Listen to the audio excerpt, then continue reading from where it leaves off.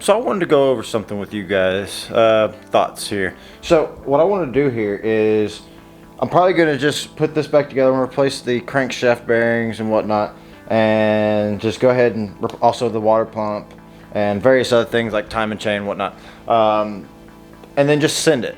But what I'm going to do is I want to build another engine for it.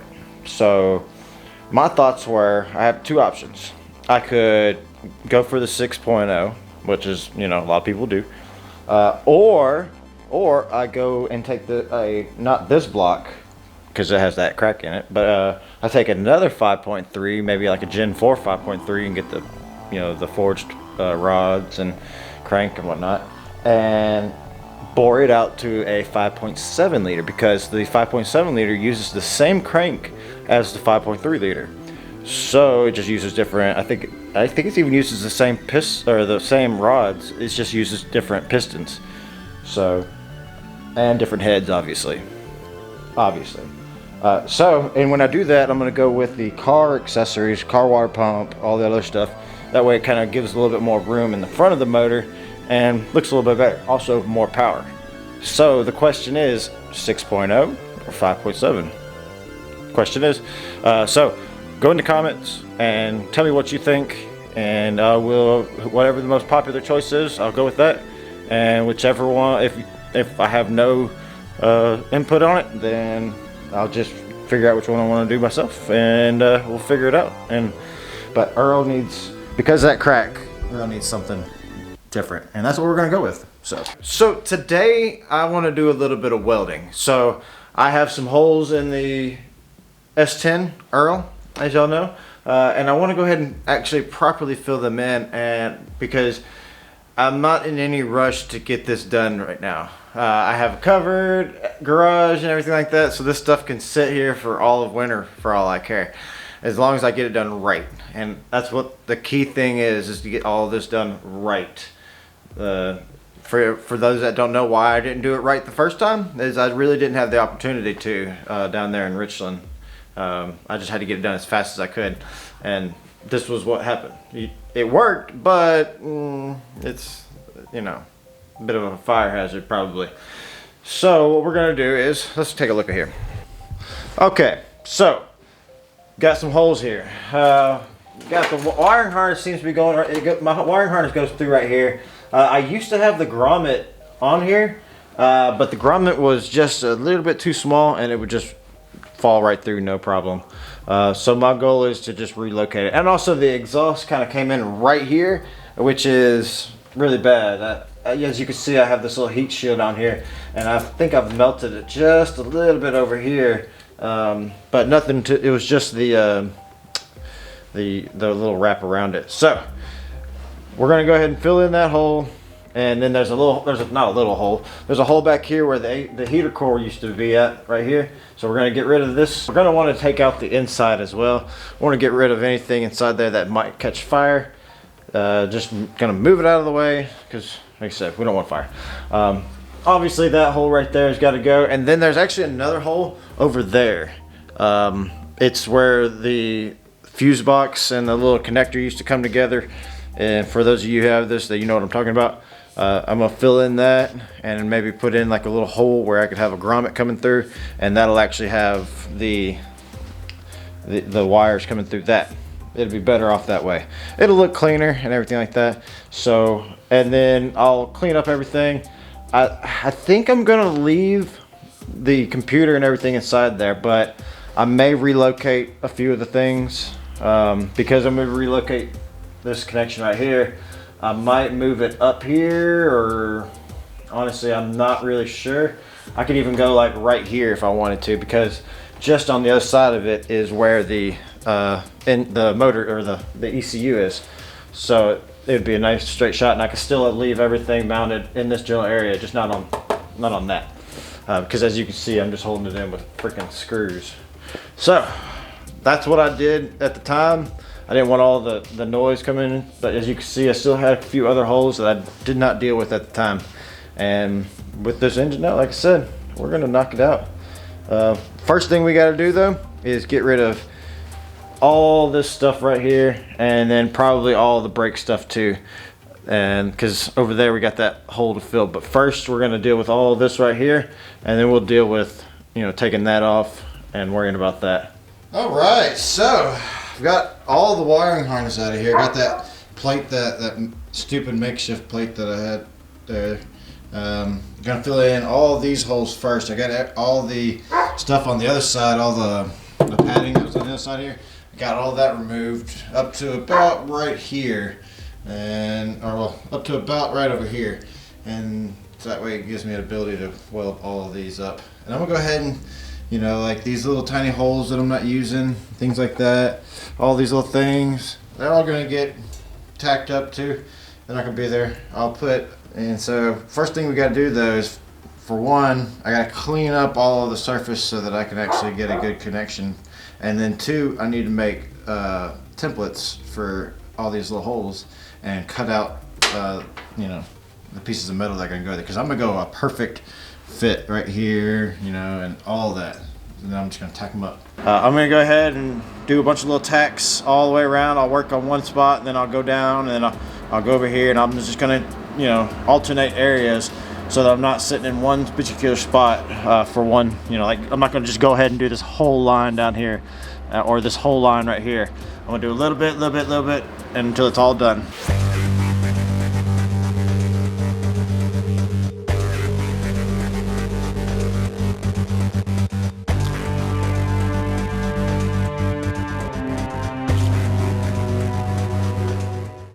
Alright, so this is what I've got done so far.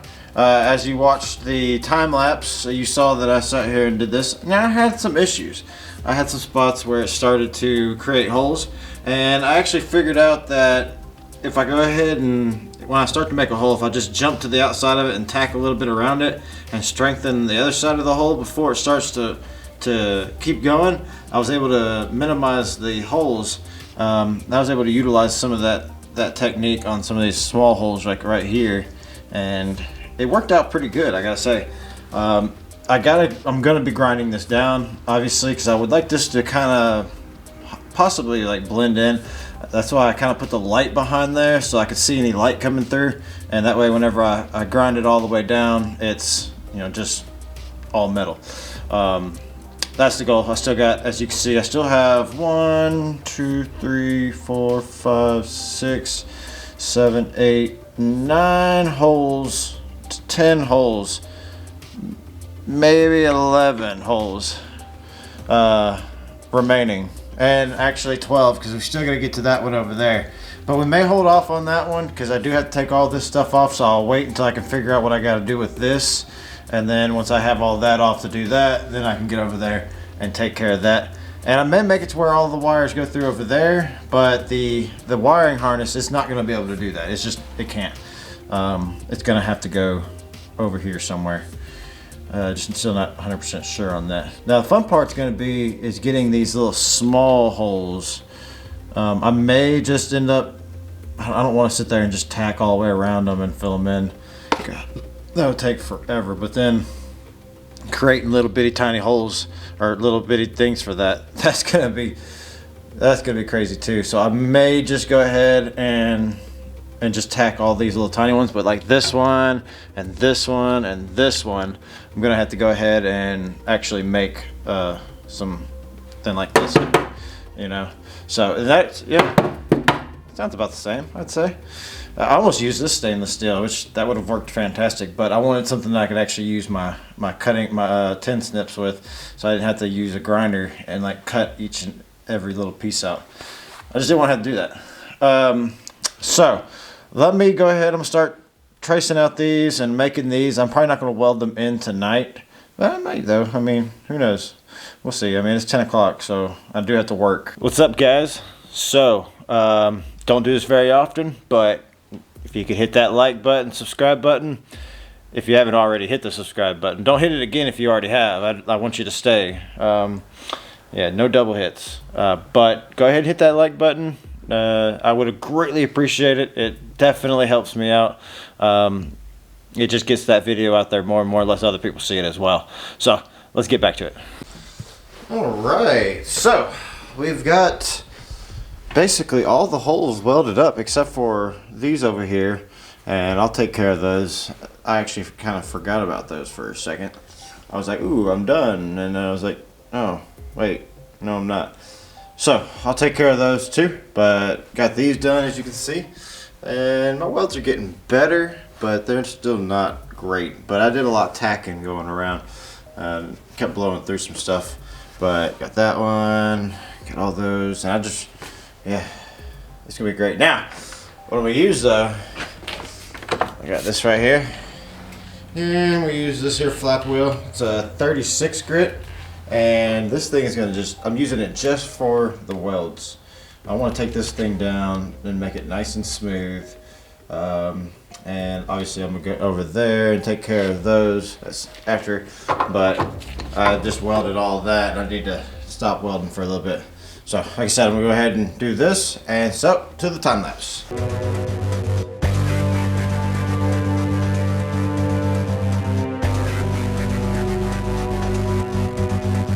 Okay, so that's pretty much everything right there. I mean, I got all that welded. I'm actually gonna use this right here for my cables to go through, and then I might see about getting some rubber grommets that fit this, because I could just do like 2 round ones, or I could probably find one that actually fits this. And then this one I'm just gonna leave for right now. I'm not too worried about it. It doesn't have access into the cab or anything like that. Or does it? No, it does. Yeah, it does. It goes. Yeah. Okay. Well. So I'm gonna leave this one right here as well. Mainly, I may go ahead and put back the blower right here, just for a little bit of ventilation. Really, that's about it, honestly. Because sometimes I do want to kind of take this on race week one day, so this may be a problem. I don't know if that's gonna be a problem or not, but if I put the blower in, at least I can have something that blows air or whatever. I don't know. That's why I'm not messing with that right now, and like I said, I'm using this for connections. Now, I do have some low spots, but that's all right. You know, I'm not too worried about those low spots. And I do have a little hole right here that I gotta touch back up, but it kind of, when I'm building it up, it kind of, you started working your way up and out a little bit, but that's okay. And I got one little one right there that I gotta take care of, where it got a little bit thin right there as well, but no biggie. It's gonna be pretty easy. Then whenever I go to prep it for paint, then I'll go ahead and fill in all the low spots and everything like that. Other than that, it feels pretty good. And but just want to thank you guys for watching, and see you next time.